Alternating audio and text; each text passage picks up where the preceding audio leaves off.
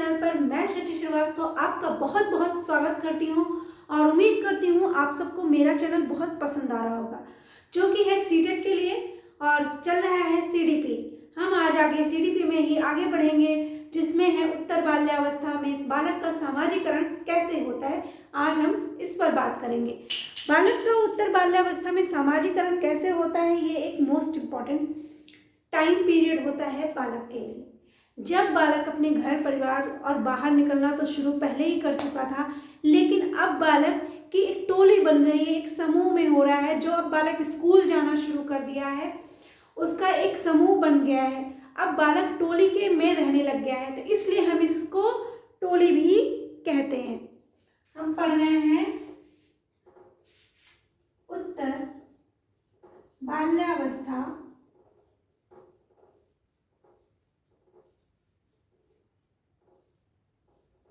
उत्तर बाल्यावस्था का सामाजिकरण कैसे होता है, बालक का विकास। इसे फर्स्ट पहली चीज तो हम स्कूल एज कहते हैं। स्कूल उम्र या स्कूल एज।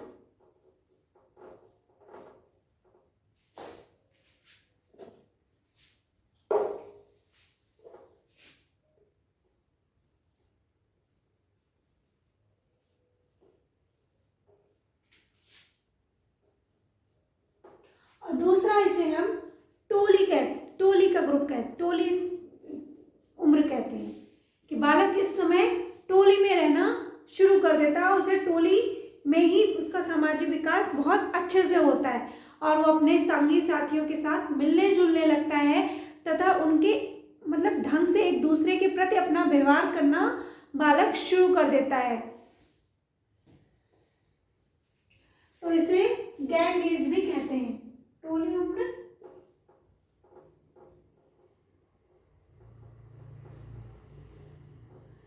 Gang as.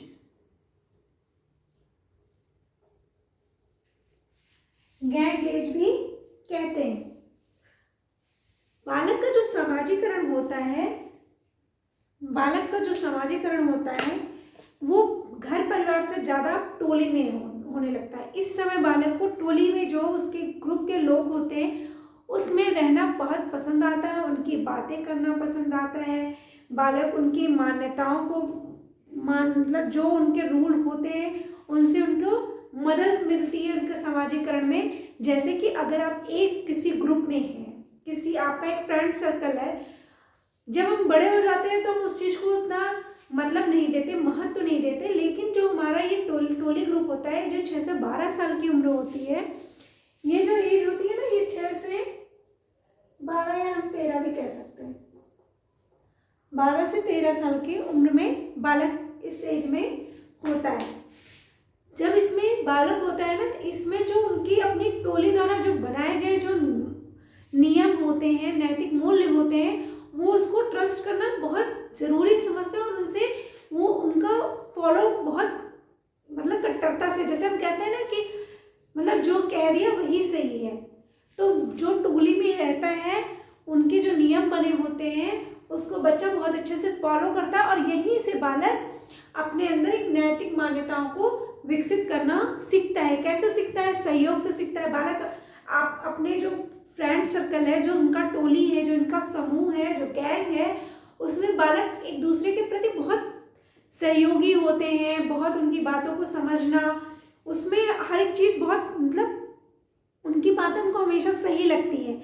ये होता है कि बालक जो उनका ग्रुप कह रहा है, जैसे उनकी नैतिक मूल्य जो उन्होंने बनाए हैं, उन सबको बालक बहुत सहजता से लागू करता है, बहुत सहजता से उसका पालन करता है, फॉलो करता है। अगर बालक जैसे सामाजिकरण उसका ना घर बैठे नहीं पॉसिबल है, जब बच्चा बाहर निकलता है तो जैसे समाज के जो नियम बनाए होते हैं उनको छोटे समूह में भी बनता है उसी तरह के कुछ नियम, तो उनको बालक बहुत आराम से फॉलो करता है और इससे बालक के खुद के जो नैतिक मूल्य, जब बालक बड़ा होता है तो उसके समाज में जो नैतिक मूल्य बनाए जाते हैं वो उसको भी वो बड़े आसानी से फॉलो कर लेता है। तो क्या होता है कि जो बालक का जो रिलेशनशिप होता है उसमें विकसित होने में बहुत बालक को हेल्प मिलती है। जो बालक नियम होते हैं उनको फॉलो करने में हेल्प मिलती है। ऐसे ही बालक जो जैसे क्या है कि जैसे बालक एक टोली में रह रहा है, ठीक है, उनको हमेशा ये मान लो इसमें बहुत सारे लोग हैं, ठीक है, तो इनका जो टोली है इनने कुछ नियम बनाया, इसने भी माना, इसने माना, इसने माना, इनको मतलब मानने, अनुमोदन, अप्रूवल।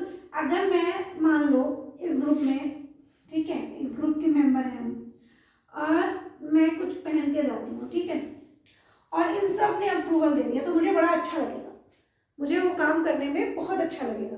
और अगर कोई अप्रूवल नहीं देता तो मुझे नहीं अच्छा लगेगा।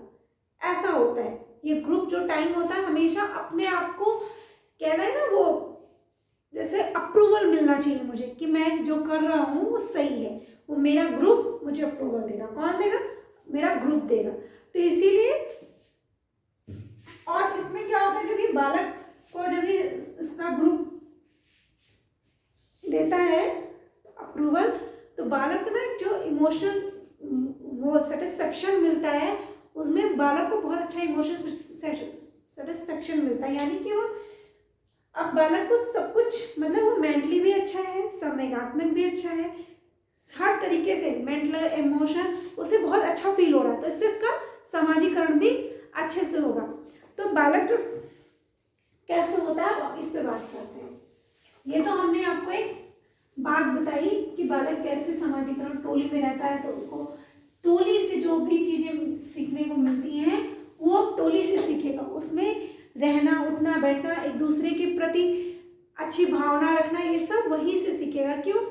टोली में है बालक। आप ऐसे समझो जैसे आप किसी टोली में हो, ठीक है, आपका कोई एक ग्रुप है, आप कैसे फैमिली से आए हो, क्या करते हो, क्या नहीं करते हो, ये सब उस ग्रुप में जब आप जैसा बिहेव करोगे तो आपको वैसा अप्रूवल मिलेगा। मान लो आप बहुत लड़ाई झगड़े वाले हो, लेकिन आपका जो ग्रुप, आप जिस ग्रुप में बैठते हो, आपका जो ग्रुप बना है वो बहुत सेंसिटिव है, बहुत अच्छा ग्रुप है, वो लड़ाई झगड़े में बिलीव नहीं करता है, या तो आप उस ग्रुप को ज्वाइन ही नहीं करोगे, उस टोली को आप छोड़ दोगे, उससे छोड़ोगे जब, तो भी आपका सामाजिक विकास सही नहीं होगा, क्योंकि आप इंट्रोवर्ट हो जाओगे ना, अपने आप को समेटना शुरू कर दोगे, क्योंकि आपको अप्रूवल नहीं मिल रही, आपको बुरा लग रहा है, लड़ाई झगड़ा करोगे, कहीं भी नहीं आप एडजस्ट कर पाओगे, तो आप फिर सामाजिकरण डिस्टर्ब होने लगेगा। लेकिन अगर आपको जब वही ग्रुप आपको एडजस्ट कर लेता है, आपकी चीज़ों को समझता है, आपकी फीलिंग को समझता है, कुछ ग्रुप ऐसे भी होते हैं, आप मान लो किसी जगह कम अच्छे हो लेकिन और जगह बहुत अच्छे हो, तो आपका वो जो ग्रुप है आपको हेल्प करता है। क्यों? कैसे हेल्प करता है? ऐसे हेल्प करता है, जैसे मान लीजिए किसी से आप, किसी का बिहेव आपको नहीं पसंद है, तो आपने जैसा प्रतिक्रिया उसके साथ किया, जैसे रिएक्शन उसको दिया, और वही ग्रुप आपके साथ वैसा प्रतिक्रिया करेगा, तो आपको बुरा लगेगा, तो आप सीखोगे कि नहीं, ऐसे नहीं रहा जाता। तो टोली से बालक का सामाजिक विकास बहुत अच्छा होता है।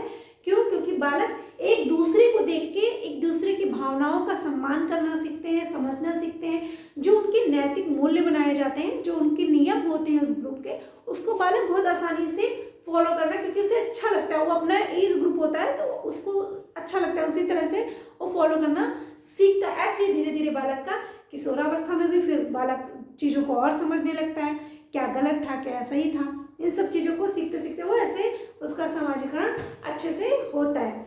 तो बालक का सामाजिकरण स्टेप बाय स्टेप कैसे सीखते हैं ये हम देखते हैं।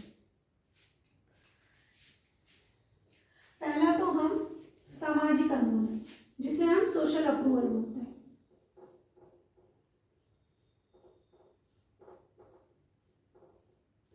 सामाजिक अनुमोदन,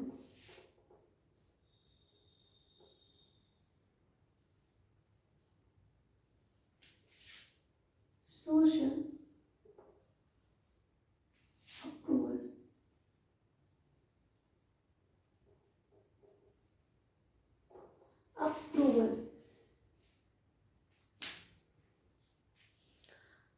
सोशल अप्रूवल।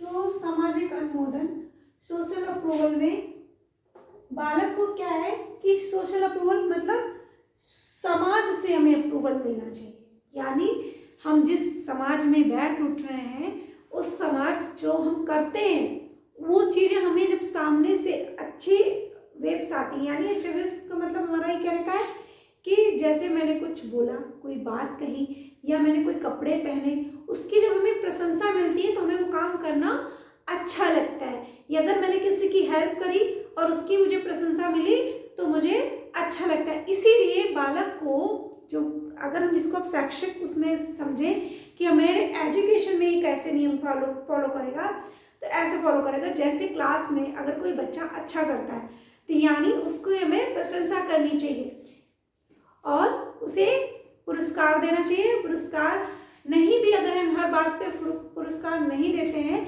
तो यानी, लेकिन हमें उसकी प्रशंसा करनी चाहिए। जैसे कह सकते हैं पीठ थपथपाना, यानी हमेशा उसको, जैसे हम कहते नहीं है कि बालक जब कुछ अच्छा काम करता है, वेरी गुड, बहुत अच्छा आपने किया, वेरी गुड, ऐसे लगे तो बालक को एक एनर्जी मिलती है कि हाँ मुझे ये काम करना है और वो लगे रहता है और अच्छा करने की कोशिश करता है। तो यानी बच्चा हमेशा सामाजिक अनुमोदन यानी सोशल अप्रूवल चाहता है। और अति संवेदनशील यानी कि ओवर सेंसिटिव, अति संवेदनशील,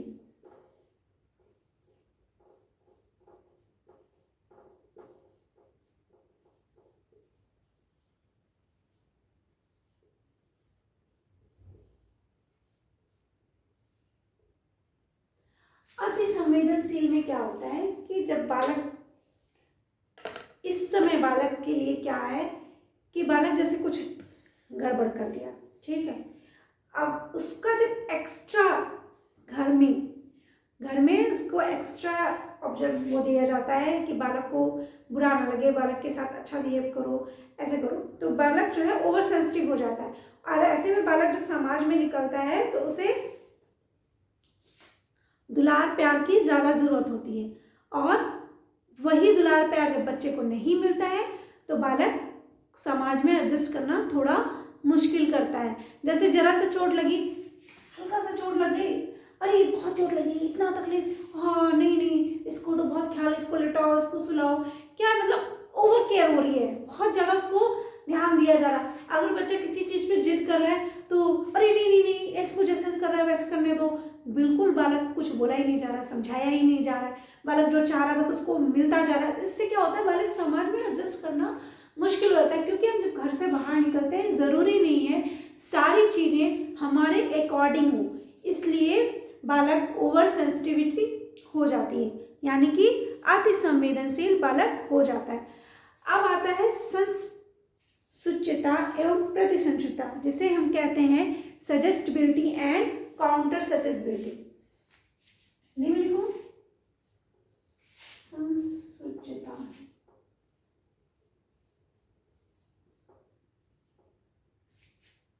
एवं प्रतिसंसूचिता।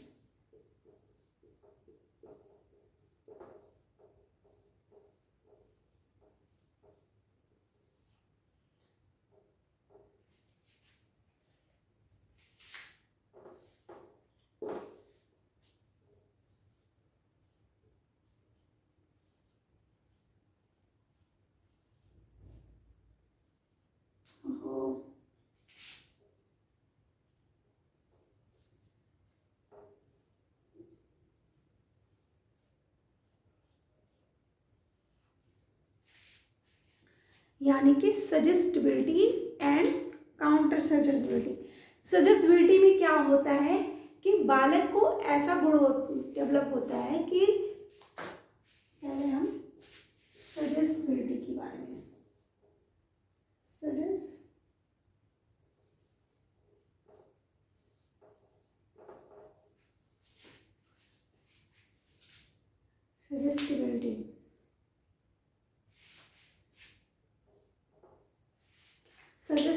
सजेस्टिबिलिटी में क्या है कि बालक को जैसे कोई सुझाव देता है तो बालक उसको आराम से मान लेता है, उसको समझ लेता है और उसको फॉलो करता है। यानी जो उसके टोली में कोई जो नियम या कोई सुझाव किसी को बालक को देता है कि तुमको ऐसा करना चाहिए, ऐसे रहना चाहिए, ऐसे बोलना चाहिए, ऐसे रिस्पेक्ट देनी चाहिए, ये करना चाहिए, तो उसको बालक बहुत आसानी से समझ लेता है, उसको सब मतलब फॉलो करता है। और काउंटर सजेसिबिलिटी क्या होती है कि उसमें बालक को, जैसे निषेधात्मक बालक, जैसे हमने पढ़ा था, जो निषेधात्मक बालक होते हैं उनको आप जो कहोगे वो नहीं करना। स्पेशली जो उनके पेरेंट्स, जो उनके घर वाले कहेंगे उसे तो बिल्कुल करना ही नहीं है।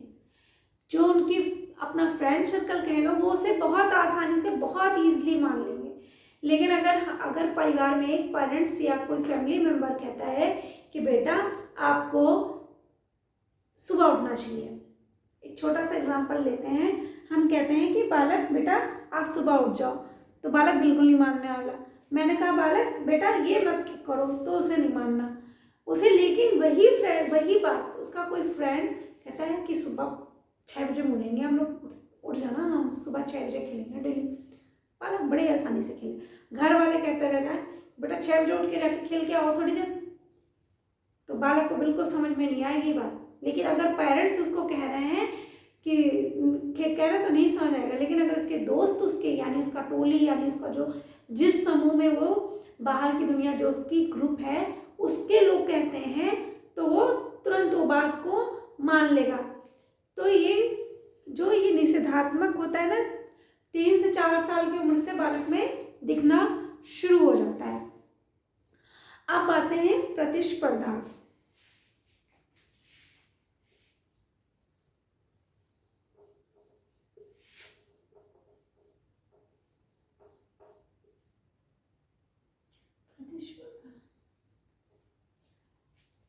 प्रतिस्पर्धा में क्या होता है, बालक में 3 तरह की होती है।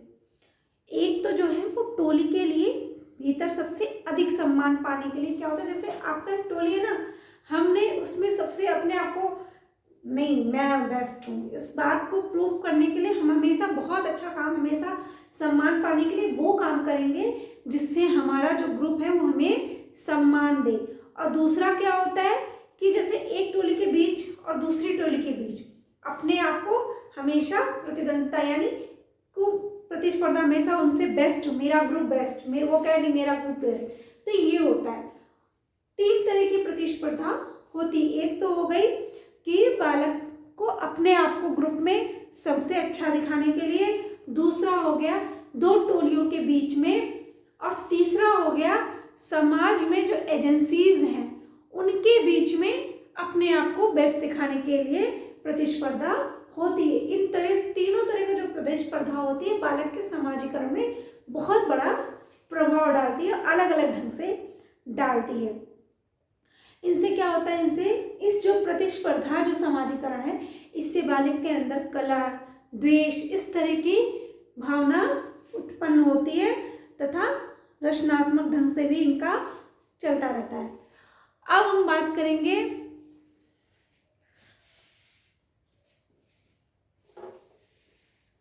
अच्छा खेल, क्रीड़ा, कैसे हमें अच्छा खेलना है अपने ग्रुप में, अच्छा, हमेशा अच्छा दिखने के लिए अच्छा खेल, जो गेम है, जो खेल चल रहा है उसमें बालक अपने आप को ऐसा व्यवहार करेगा खेल कूद में कि वो उस गेम में सहयोगी भावना है, ईमानदार है, बहुत, जैसे कि कह सकते हैं ना कि बहुत अच्छा अपने आप को उदार दिखाएगा। मतलब जैसे लूडो खेला है आपने बचपन में, छोटे में लूडो खेलो तो कटने वाली बोर्ड रहेगी किसी की, मेरा मान लो 3 आया और आपका 3 नंबर से कट जाएगा, तो मैं नहीं काटूंगी, अरे ठीक है चलो कोई बात नहीं, हम तुम्हें नहीं काटते, तुम आगे। तो मतलब जब गेम खेलेगा ना बालक, तो उसमें उदारता, हेल्पिंग नेचर दिखाएगा अपना।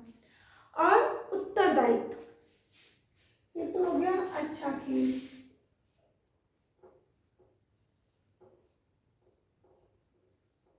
Good playing.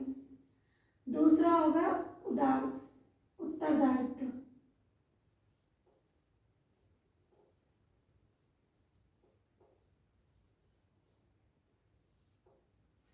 उत्तरदायित्व, अब बालक को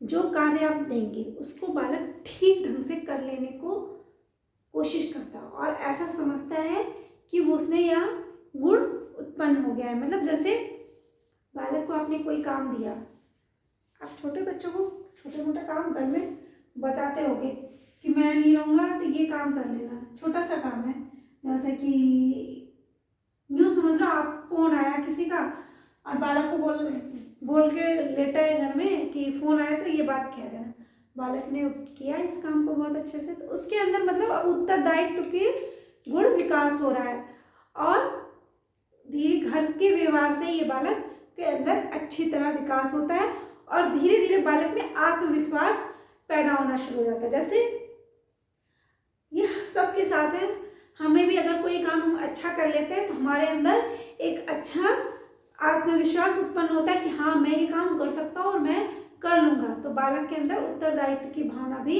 विकसित होना शुरू हो जाती है। अब सामाजिक सूझ।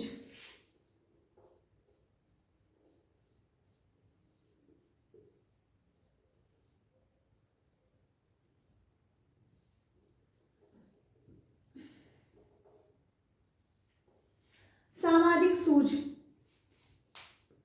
जैसे सामाजिक सूझ से तात्पर्य है कि सामाजिक परिस्थिति कोई भी उसको ठीक ढंग से प्रत्यक्षण यानी परसेप्शन उसका और उसके अर्थ को समझना, उसके समस्याओं को समझना कि ये कैसे किया जाएगा, इस चीज़ों को जब बालक अच्छी तरीके से करने में सक्षम हो जाता है तो यानी कि अब बालक में सामाजिक सूझ उत्पन्न हो गई है और बालक में अब सामाजिकरण होने लगा है और इसी तरह धीरे धीरे बालक में परिपक्वता की तरफ बढ़ता है और उसके अंदर नई नई सामाजिक अनुभूतियाँ पैदा होने लगती हैं और वो मतलब नई नई अनुभूतियों के साथ अपने आप का अंतःकरण कर लेता है और मतलब अपने आज ये किया कल वो करेगा, कुछ और करेगा, उसमें उसको अच्छा लगने लगा, उसको परिस्थितियों के अनुसार उसको, जैसे मैंने कहा एक छोटा सा एग्जाम्पल मैं ऐसे ही देती हूँ, ऑन बोर्ड तो ऐसे एग्जाम्पल दिए जा सकते हैं कि मैंने कहा ये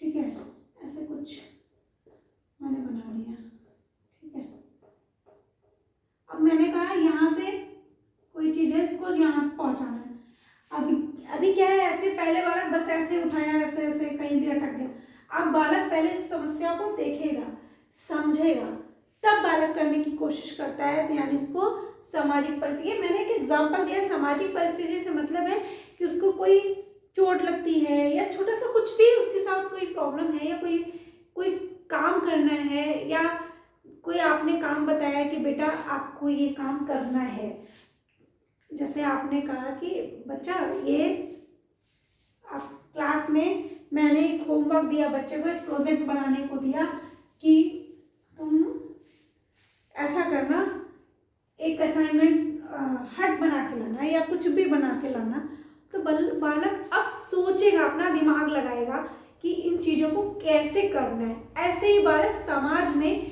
जब सामाजिक परिस्थिति उसके आगे कोई चीज़ समस्या उत्पन्न होती है तो उस सामाजिक परिस्थितियों से बालक अब सोच समझ के विचार करके करना, समस्या का समाधान करना शुरू कर देगा। अब समाज में जब बालक टोली में रहता है, ठीक है, ये तो हो गई कैसे कैसे बालक में उत्तरावस्था बाल्यावस्था में सामाजिक विकास कैसे होगा, लेकिन बालक अब क्या है कि समाज में रह रहा है, जरूरी नहीं है कि उसकी टोली हमेशा अच्छी ही हो, उसका या टोली के हमेशा अच्छे प्रभाव ही नहीं पड़ते, कुछ कुप्रभाव भी पड़ते हैं। जैसे कुछ बालक क्या है कि अब क्या है कि बालक को मानने की मतलब सजेस्टिबिलिटी जो है वो दूसरों की है, तो क्या बालक को जैसे कभी कभी जो ग्रुप है उसके बहकावे में आ गया तो कुछ गलत काम कर देगा, या कुछ अजीब सी कुछ लड़के लड़कियां वैरपूर्ण संबंध भी बना लेते हैं, अजीब सी जो है चीज़ें करना शुरू कर देते हैं, पूर्वाग्रह यानी कोई पूर्व धारणा बना लिया किसी के प्रति, उसके बारे में वैसे ही बिहेव करेंगे, तो यानी जो टोली है वो अच्छी भी है और कुछ बुरी भी है। तो इससे बाल्यावस्था में जब बालक का सामाजिकरण हो रहा है तो उससे किस तरह की टोली में है बालक, किस तरह के ग्रुप में बैठता उठता है, इस पे पेरेंट्स और शिक्षक का विशेष ध्यान होना चाहिए, क्योंकि अगर बालक का ग्रुप यानी समाज यानी उसकी टोली अच्छी नहीं है तो बालक का सामाजिकरण गलत भी हो सकता है।